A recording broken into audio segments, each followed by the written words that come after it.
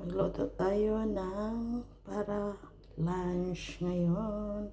Ito yung lutuin ko. Yan, udong Huwebes. Ayan. Ito ang mga ricados ko. Yummy, yummy, yummy. Yan, gusto na ako.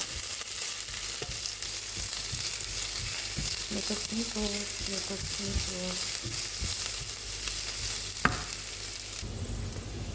Ayan na. Lagay ko na yun.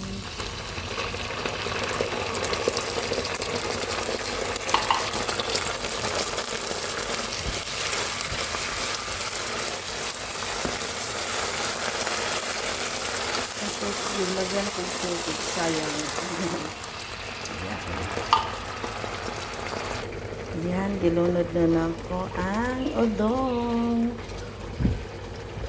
Ayan.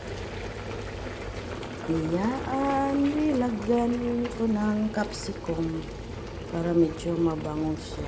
Sarap na. Kain tayo, luto na. Ihapkok lang na ako yung capsicum.